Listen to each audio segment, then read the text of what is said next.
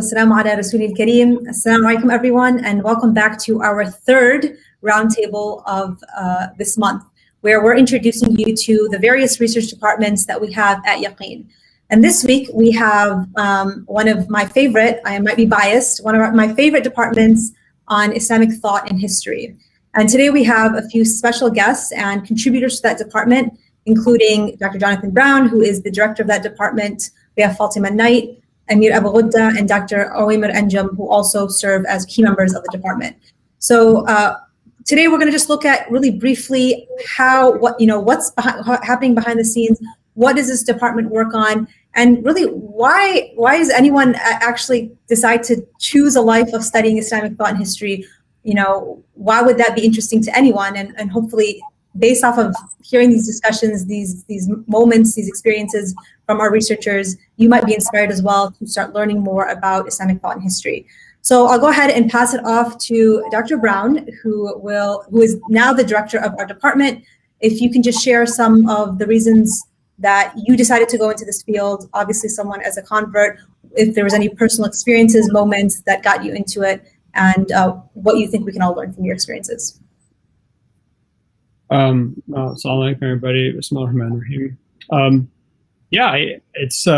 When I think Yaqeen sort of started out, this was like the whole entirety of it. In fact, to this day, I don't really, I'm not saying other departments aren't really important and great and everything, but like for me, Islamic thought and history is like, it's like everything. That's what any other answer, anything and any answer and any discussion is always going to start with Islamic thought and history, because Islamic thought is the intellectual heritage of Muslims, and history is its, maybe heritage and application.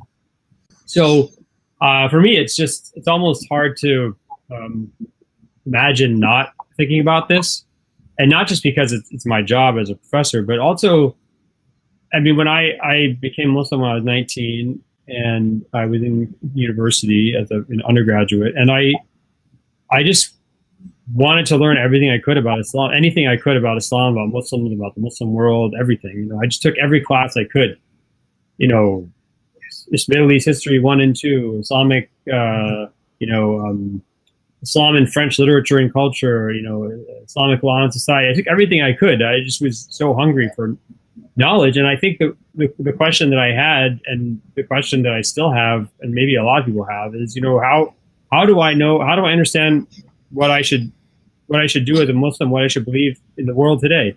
What does it mean to be Muslim? What does it mean to be Muslim in America? What does it mean to be Muslim? Where's like the line between my religion and culture, or between Arab culture or Desi culture and Islam? And, how do you navigate, how much should our religion and our rules change, and how much should they stay the same as circumstances change? Like, these are, big questions. And so I think, like, not only are they really, they occupy me all the time, but I think that they certainly take up some part of almost every Muslim's mind. Almost every Muslim who takes their religion seriously in any way is going to think about these things. And we know that because, if you go and sit with your Muslim friends, you guys will start talking about this in no time. It's something we think about and talk about all the time. We debate, hotly sometimes. We get in arguments over. And then, stepping, one concentric circle outward, I would say this is the big question of humanity, in the sense that not in a kind of restricting it to Muslims and Islam, but that human beings as a species and as a civilization, as societies, are still trying to figure out, how do we think about, for thousands of years, humans lived in essentially the same socioeconomic, political situations, technology and economy were relatively unchanged from 3,000, 4,000 BC. And then in the Industrial Revolution, people are, our culture, our politics, our society, our technology, our economy, our use of resources completely changes. And, even just in my, my lifetime, since I became Muslim, right? When I became Muslim, we didn't have cell phones. Like, no one had a cell phone when I became Muslim. Maybe like one person had one in the, your dorm or something. It was a really weird thing. And now, you can do this meeting, without ever being in person, and with access to resources and communicating with people around the world. I mean, just imagine the kind of ethical, moral, philosophical questions this asks, this raises for us. And so people are just, human beings don't know the answers to these questions. We're desperately trying to figure them out. And the job of the guidance given by God and the Prophet ﷺ is to guide people in times of tribulation and as they're tested by God through the unfolding of history. And so, can I ask, was there a certain question that you had that it really got you thinking in this regard? So something very specific, personal, maybe it was a class you took, something someone said to you that really got you thinking. Oh my God! I mean, there's so many. I don't even know. Like every book I've written, every article I've written is based on one of these questions. I mean, and I could just go. I mean, let's think. Okay, I mean,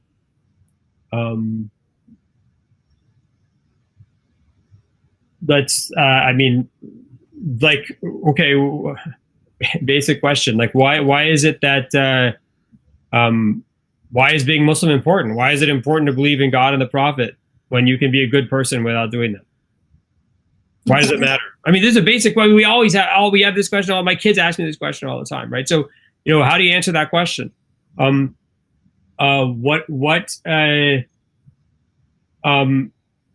do you? Okay, we're supposed to read the Quran, but then how do you understand the Quran? So, who do you turn to to help understand the Quran so you don't misunderstand it? Basic questions like this. So from what we're understanding here, then, is that some of the questions that your department is answering in the papers that you guys have all written is really just getting to, a lot of times, just the basics of why we do what we do, sort of what has led to, Islam as we know it today, why it's important to even care about these questions and how it really affects our day-to-day. You think that's safe to say? Yeah, I mean, so other departments do things that are more like, probably you would say like pastoral, in the sense of like really talking to people communicating with them like emotionally and spiritually. I mean, this department is really focused more on intellectually, which I guess for a professor is like the only way I communicate, which is maybe not the best thing in the world, but like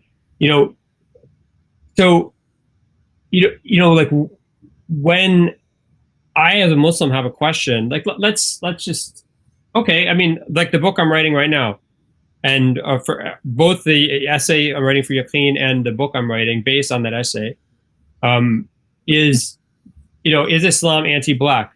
Is there something in Islam, we talk about, anti-Black racism. Is there something about Islam and Muslims that's anti-Black? I mean, how do you answer this question, right? You look at the Islamic scriptures, the Quran, the Sunnah of the Prophet. You look at the precedent of the early Muslim community. You look at the work that Muslim scholars did throughout history, understanding the Quran, the Sunnah, building on it, building an Islamic law, building an Islamic theology. Then you look at the history of Muslim cultures. How do they deal with these questions? How do they fail? How do they succeed? And you look back at this and you find, answers to these questions. And from the perspective of, what Yaqeen does, right? I believe, and I've never been let down by this. I've never been disappointed, right? So Muslims, sometimes a lot of Muslims screw up. Sometimes some Muslims screw up, but there's always voices. And sometimes those are really, really big scholarly voices who will be speaking the truth and who will be pointing out problems that other people are other mistakes other people are making, or problems that they are causing. And so you go back and you find these voices, and they instill faith in you. They remove doubt from you. They help answer questions, and they inspire you to think about Islamic history and our legacy and our civilization and our tradition as something that can, help people, not just Muslims, but non-Muslims. That was a great, I think, captured what the department does really well. It's about looking back and finding those answers, only to really build that confidence about our history. Amir, I want to turn it to you, because you're someone who is, you went through law school, and everything that you've been doing in terms of studying Islamic studies is really self-driven, and that's something that is very admirable. So, why do you take the time out of your day, out of something that's apparently outside of your field, and you dive deep into it? What gets you into this Islamic history, studying Islamic law? and why do you think it's important? Firstly, assalamu alaikum to you and to everyone watching us. I think part of the answer is what motivated me to study law in the first place. There's definitely an element of obviously intellectual curiosity, and I think that very much echoes, I think, part of what Professor Brown was saying, which is just a pure and genuine interest into discovering answers to outstanding questions, and very relevant outstanding questions. So in my case, I was simply interested in why do we live our lives in the way that we do. And obviously we live our lives in accordance to laws, both Islamic law and laws that are laid down by the governments in the jurisdictions in which we live. So in my case, as a Canadian, I live in accordance to Canadian law. So part of the question that was driving me was, well, why are things the way they are? Why are certain things allowed? Why are certain things not allowed? And so I think naturally a person who's interested in these questions is going to be interested in law in the general sense, whether we're talking about Islamic law or other legal systems. So that motivated me obviously to learn about, to go into law school. But obviously as I mentioned, I live in accordance with Islamic law, or at least I try to do. I can't claim to do a good job of it. But in any case, that legal system and that legal tradition is very relevant to my daily life. And so naturally, I'm interested to learn, why Islamic law is the way that it is. Why do I live my life in the way that I do? And this is not a question based on objection, but just rather a curiosity as to why things are the way they are. And there are certainly some questions that have clear answers, and there are other questions that are more ambiguous and require, some searching. And so I think that intellectual curiosity is what drives me for the most part. And it's not just a pure intellectual curiosity. It's not just a pure mental exercise. It's, I ask Allah subhanahu wa ta'ala to make this as a form of, taqarrub and getting closer to him, inshallah ta'ala. And I think that's to a great extent what motivates lots of what we do, to learn about our faith, to have confidence in our faith, and then convey that knowledge and convey that confidence to others. And I think that's to a great extent what motivated me.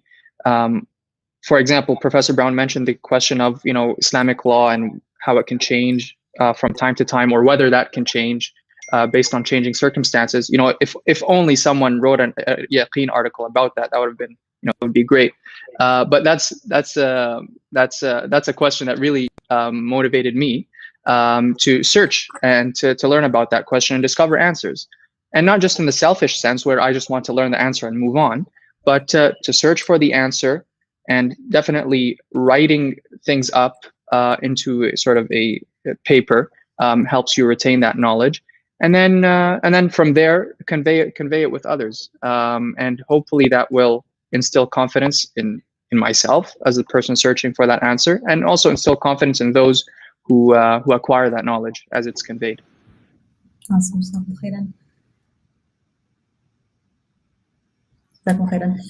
khairan, Amir, for your thoughts and reflections. So now I hope everyone's getting the sense of why you should be interested in Islamic thought and history. It tells you a lot about who you are, what you believe, where to go, what to do. And so this, I think, is just really important in terms of your own self-identity, the way you relate to others, the way you really just understand everything, all for the benefit of that clarity, of that confidence.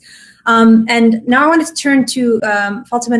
You are someone, actually, I don't think I've ever shared this with you, but you had spoken on campus back when I was an undergrad, and it was something that I really had admired. And you talked about, various topics, but at one point, just Islamic history, your journey starting studying Islamic studies. And as a woman, at least, I found that extra inspiring. And so I'd love to hear about your own journey, why you decided to pursue this path, and any memorable moments you can share with us.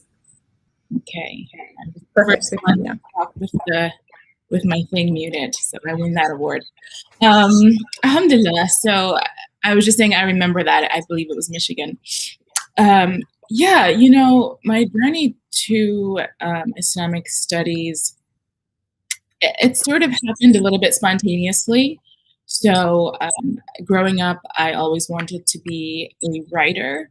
And for college, I imagined I would be going into English literature.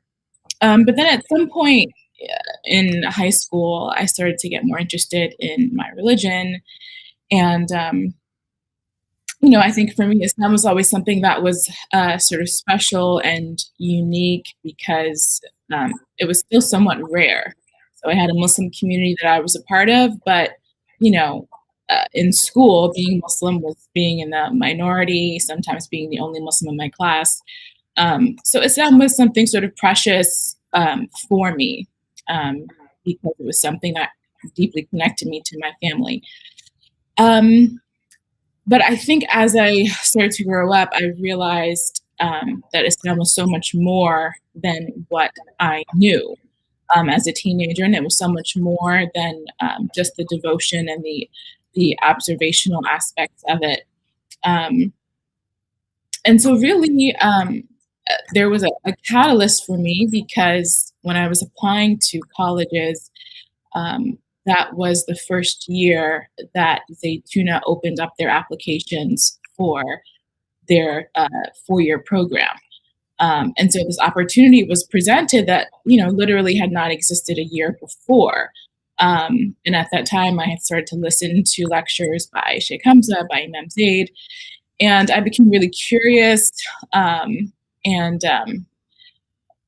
For me, there was this opportunity there to study with people that I admired, people who were living, who were present, who I could actually, see and interact with.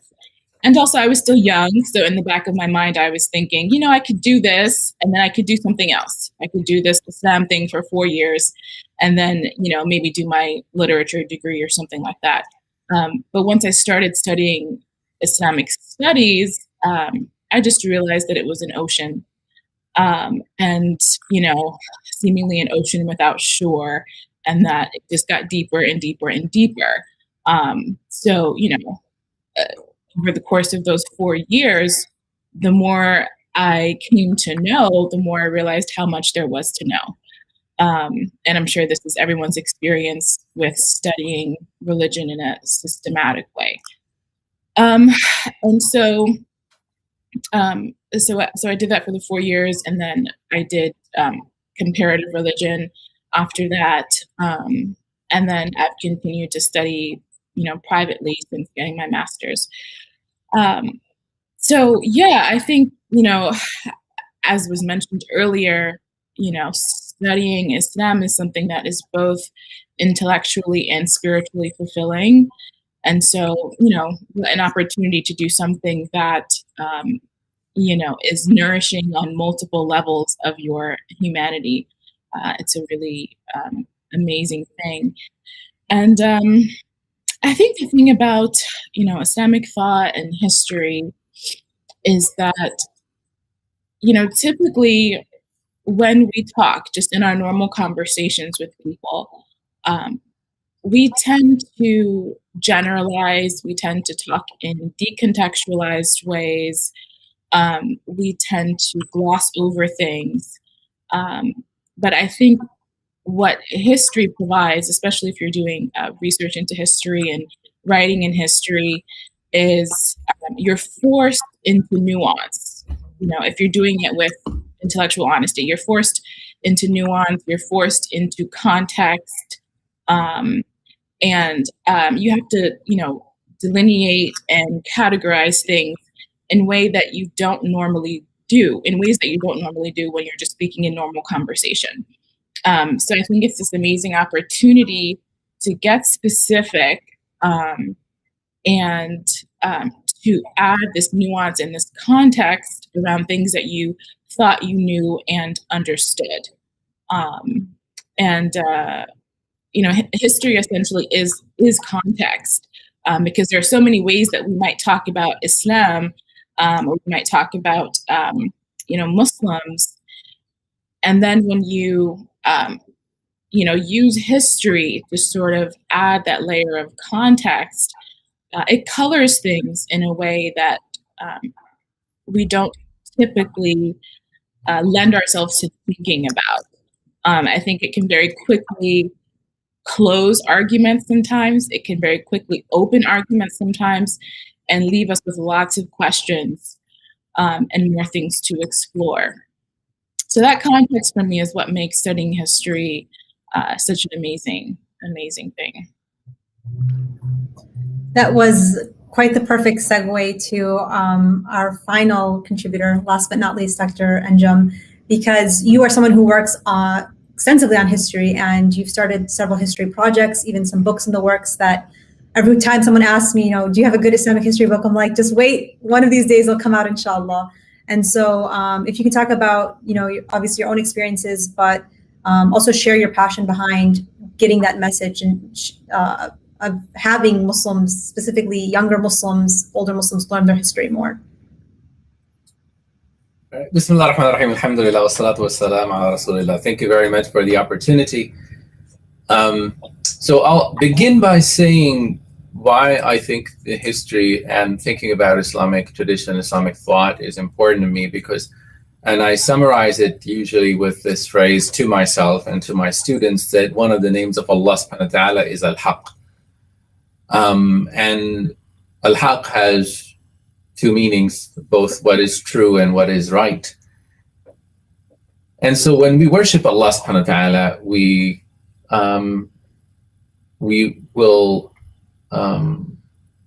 are committed to seeking truth about Allah. And that is why we don't, for instance, turn to feel-good stories. Rather, we turn to the truth, which is why our whole entire science of hadith, criticism, for example, we want to know what the Prophet ﷺ really said, rather than what we will feel good if he said, right? So lying by the Prophet is a big deal in our tradition, which is really a distinctive part of Islamic tradition. Similarly, the Quran is very clear and emphatic, the word of Allah subhanahu wa ta'ala, that this is the truth from Allah, and that anyone who is making claims that the Quran is arguing with pagans and others, that they are chastised for failing to seek the truth, failing to seek evidence. Where is your burhan? Where is your evidence if you think that, God said this?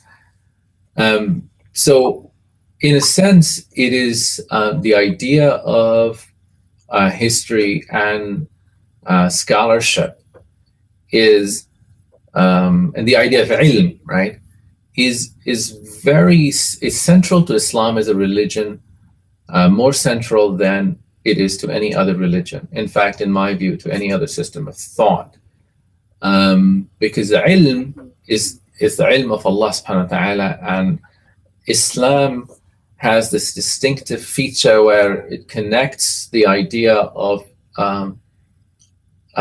ultimate truth to the decipherable, knowable truth, meaning that the truth of Allah is not a mythology that you have to believe against evidence, against reason, against the goings on in this world, but that you can find that fulfillment in this world. So in short, you worship Allah subhanahu wa ta'ala by his name Al-Haq, and that connects you and commits you to knowing the truth even when it is inconvenient and challenging.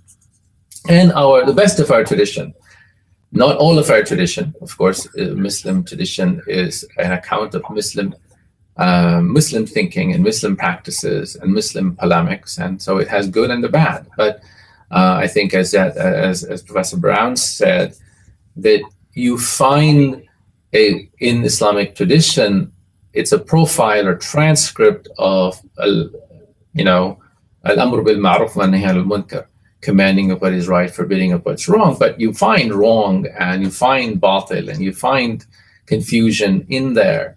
And that's what makes it fascinating and interesting as a struggle, as scholarship for every generation. That, of course, the basic truth in the Quran and Sunnah are clear, but once you get involved in living those truths, you're going to have the potential for disagreement. And some of those disagreements are going to lead you to the path of falsehood, and these differences are going to allow you sometimes opportunity to grow, and at other times the opportunity to rebel, to baghi wal udwan, to transgress against others. And in a sense, or not in a sense, in a fundamental sense, Islamic scholarship then is a moral enterprise. It's basically what Allah wants us to do, as Allah says in the Quran, فَعْلَمْ أَنَّهُ لَا إِلَهَ إِلَّا اللَّهُ وَاسْتَغْفِرْ لِذَنْبِكَ. That know that Allah is, there is no Lord, but there's no God but Allah, and then seek forgiveness for your sins. So knowledge is really central to our deen. Now, personally, how I became involved in this, I was born in Pakistan and raised partly in Pakistan, partly in Saudi, and came here to the United States when I was 19. And alhamdulillah, I was born in a religious family. Both my father's side and mother's side were religious, and in different ways, different sort of groups and practices. And my grandmother in particular, Allah yarhamha, was somewhat of a self-taught teacher of Islam to women and people around her. So, and the same is true of my other family members. So I was interested in learning and in Islam. And Islam was not to me an object outside that I had to choose, right? It's very much part of my identity. My first passionate interest was the question of justice, the question of why is it that Muslims are so far from the ideal, right? So the question of decline, the question that on the one hand we have this beautiful, we have the truth from Allah subhanahu wa ta'ala, yet people who embody it, this includes the ulama or the mullahs and so on, are sometimes so far away from being impressive. And so unlike somebody who goes into tradition with this rose-colored glasses, I go into tradition history with this painful acknowledgement and awareness that you know, all these possibilities exist, all these differences exist.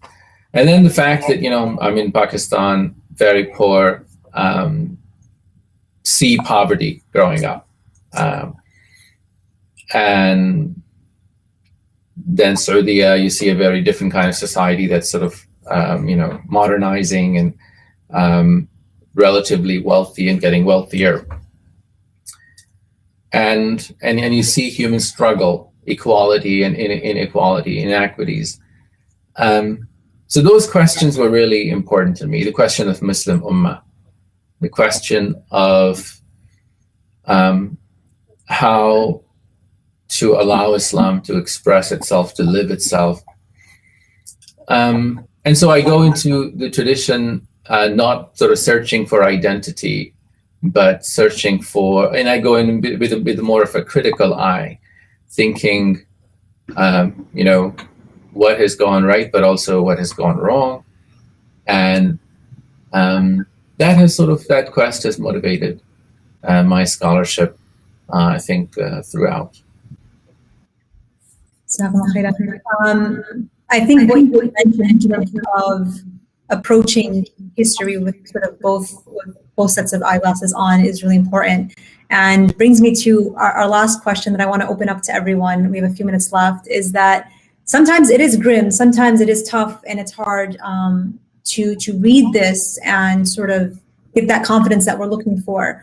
So if everyone, and I'll open the floor here for whoever would like to go first, but if you guys have a role model, someone that you look up to today, in the past, or someone that you think of for that inspiration, for whether it's, you know, it's about character, it's about the knowledge that they imbued, something that you can, as you're going through these texts, as you're going through the history, you can look back and think that there's, oh, you have this person in mind to sort of keep pushing you forward.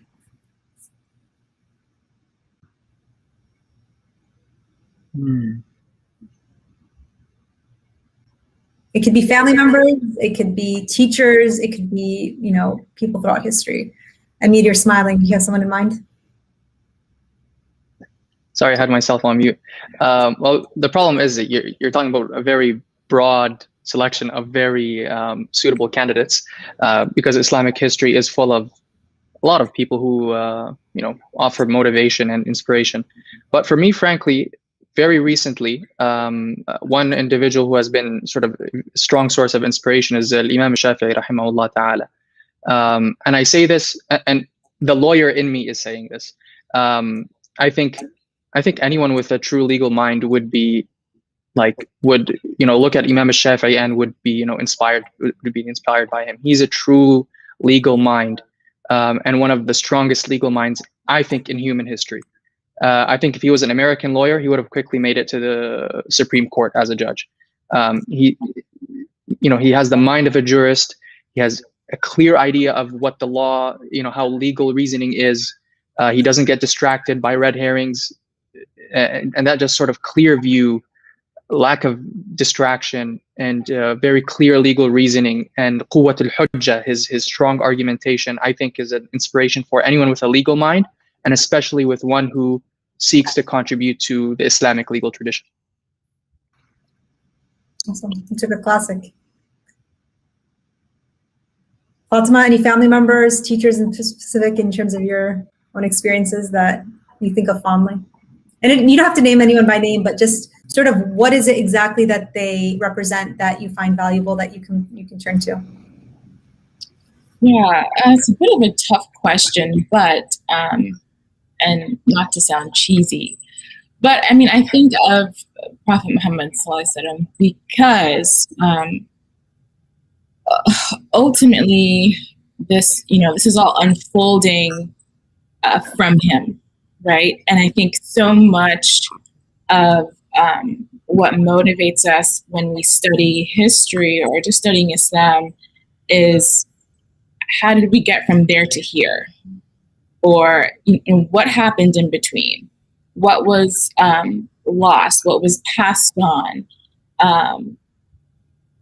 Why don't we see maybe something of the Prophet's teachings, sallallahu alaihi wasallam, reflected in this or that Muslim civilization? Where's the disconnect? So I think so much, because we do this as believers, as people who are devotional, I think for a lot of us, trying to sort of reconcile the Prophet sallallahu alaihi wasallam, what he brought in his character, with some of the things that unfold afterwards. I think that's a big motivation. And I think especially, let's say if we look in the realm of questions around women, so there's a lot of things today that people struggle with regards to women in Islam and women's role and women's value, etc. And there's a lot of polarization there. And I think a lot of that polarization comes because we have a particular view of the Prophet sallallahu alaihi wasallam, and we don't see that perhaps reflected elsewhere, or we see some sort of breakdown, or we're trying to reconcile things.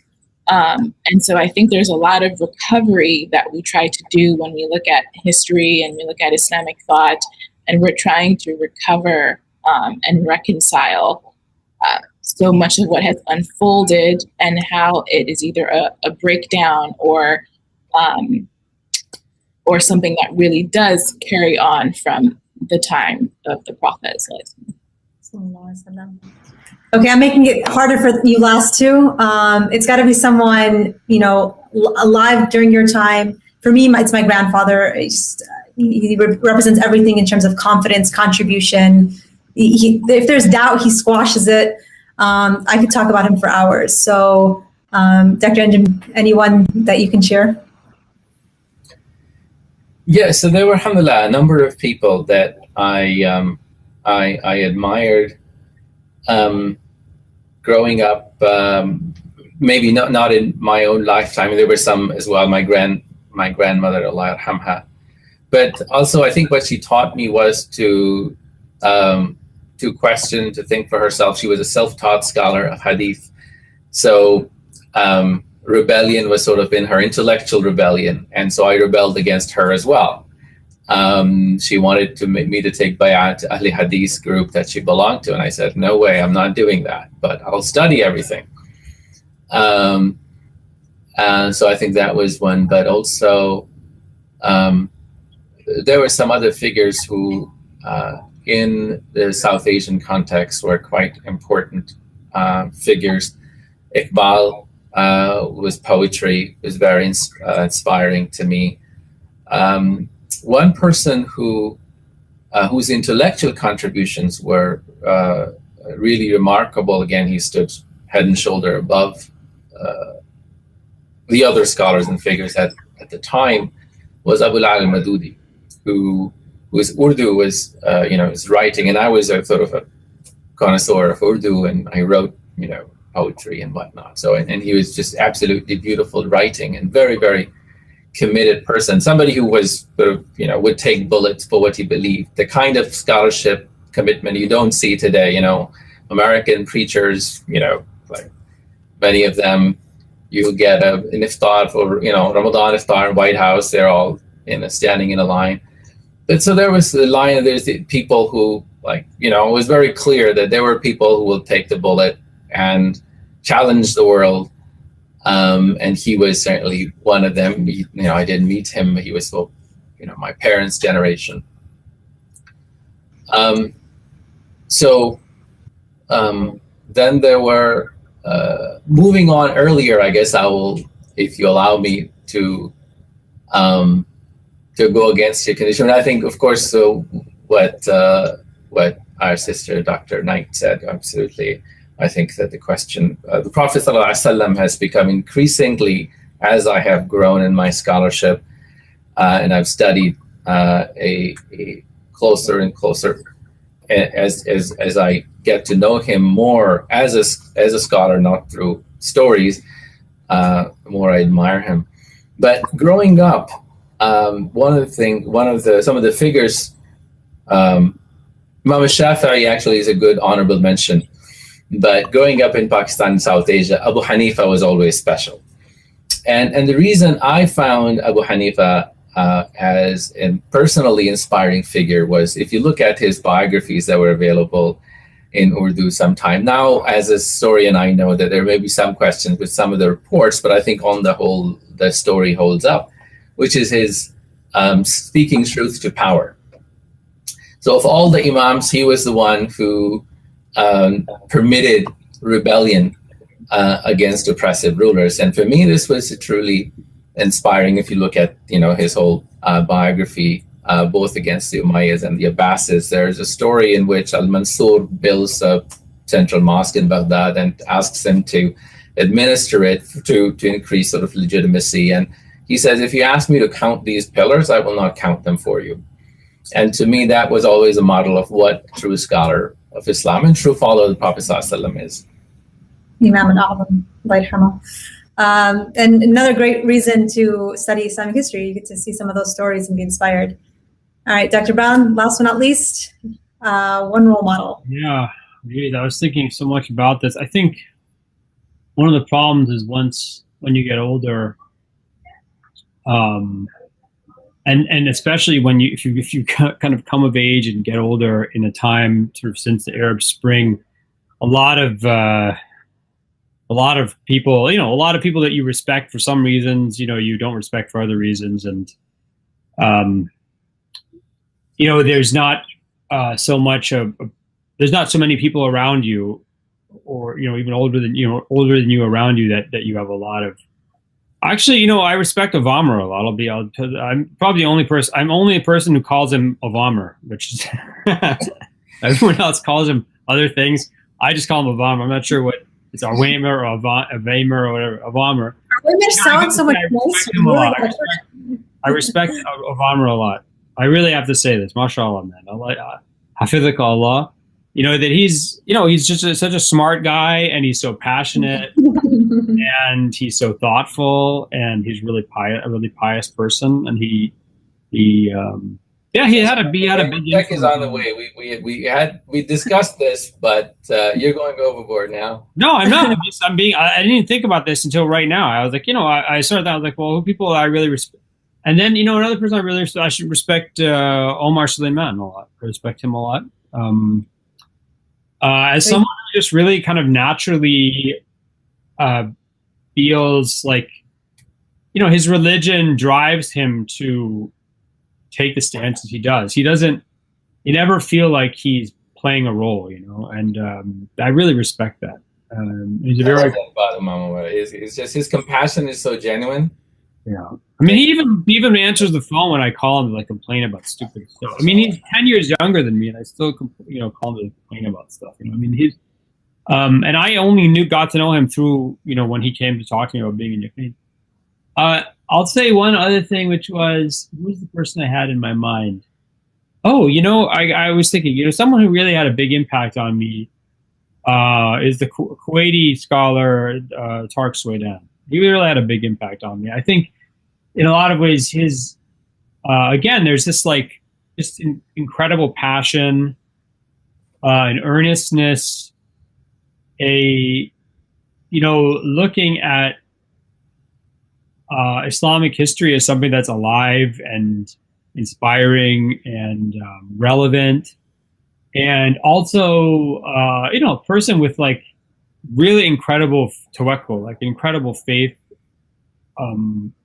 You see this in his own life. I mean, I was just so impressed by this.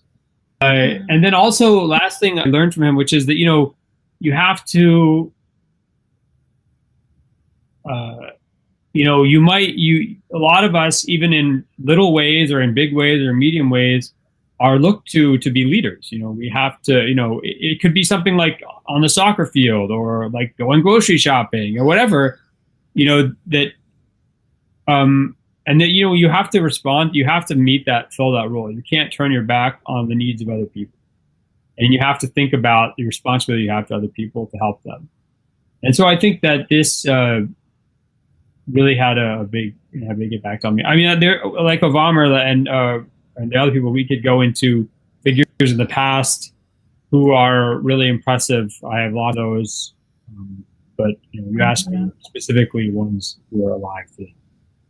Just a good glimpse into some of the people that you guys have been able to look to. Alhamdulillah. I've been inspired, obviously, by all of you guys. Alhamdulillah. And hopefully it's a good motivation for others to start looking into whether, the world as it is today, but also history, to find those role models, find those people who can inspire you, and really be able to engage in those sources, that text, really with that ultimate goal in mind, that you're learning more about yourself so you can become a better you. And I think if you have that attitude in mind, and I think that our researchers here agree that that is what really nourishes that conviction that you have and inspires that contribution that we're trying to work at Yaqeen. So Jazakumullah khairan once again all for joining us today, alhamdulillah. And we look forward to seeing you guys all next week with yet another one of our many departments here at Yaqeen. With that, we'll go ahead and conclude. Jazakumullah khairan. Wassalamu alaikum wa rahmatullahi wa barakatuh.